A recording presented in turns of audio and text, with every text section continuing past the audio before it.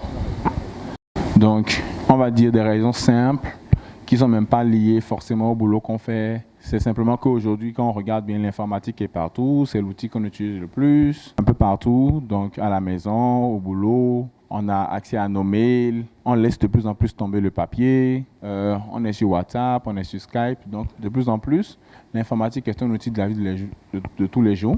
Et son importance pour nous est indéniable. Si on regarde bien aujourd'hui, la problématique du SGG, c'est surtout une problématique qui est très transversale. Donc, il y a plus de 20 ministères, à peu près 25 ou 26 ministères aujourd'hui. Et le but, c'est de pouvoir avoir une remontée d'informations sur comment les décisions gouvernementales sont exécutées. Aujourd'hui, on n'a que 25 ou 26 ministères, ça aurait pu être 30, ça aurait pu être un peu plus. Il y a des missions claires dans le cadre du suivi des décisions du gouvernement. Donc, et dans le contexte de ces missions, ils ont d'abord besoin de récolter des informations qui proviennent des acteurs qui exécutent. Parce que c'est une instance, comme j'ai dit, c'est une instance de coordination, de supervision, de collecte d'informations, de compte rendu, mais ce n'est pas eux qui exécutent. Sur l'exécution, les ministères et les ministres restent autonomes.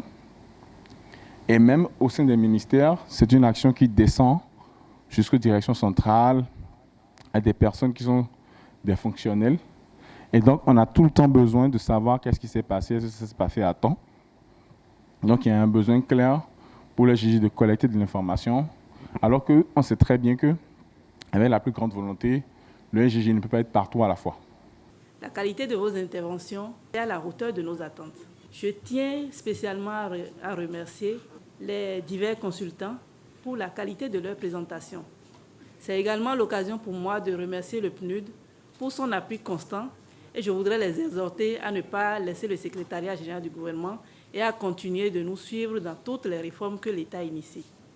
En vous souhaitant bon retour dans chacun de vos ministères, je voudrais déclarer clos cet atelier d'actualisation des cahiers de charges. Les activités ont consisté à actualiser les thèmes de référence sur la mise en place de la plateforme du suivi des décisions du Conseil des ministres. Cette plateforme est le prolongement de la plateforme e-Conseil qui est déjà en cours d'utilisation, en cours de test. Je vais dire test pratiquement fini. Cette plateforme devrait permettre d'avoir le tout en un, comme on le dit, au niveau du secrétariat général du gouvernement, de telle manière que dès que nous commençons le processus de la préparation du Conseil des ministres, nous allons jusqu'à la fin, nous faisons le suivi jusqu'au niveau des ministères, des décisions prises en Conseil des ministres.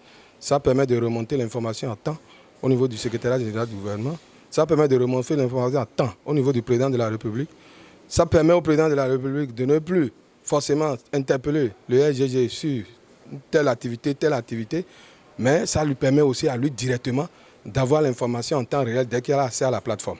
Aujourd'hui, avec le e-Conseil déjà, partout où vous êtes, vous pouvez vous connecter à la plateforme, déposer vos communications, suivre vos communications en tant que SGM ou bien en tant que ministre.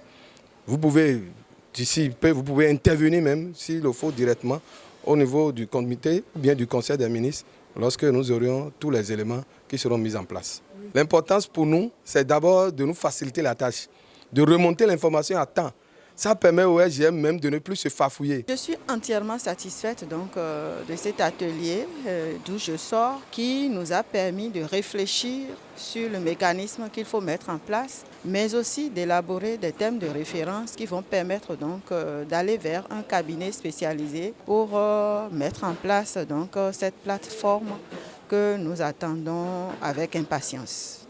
C'est une formation qui vient à point nommé, parce qu'on en a vraiment besoin, parce que le mécanisme qui sera mis en place sera vraiment utilisé par les acteurs. Pour cette mise en place, il va falloir harmoniser certains outils.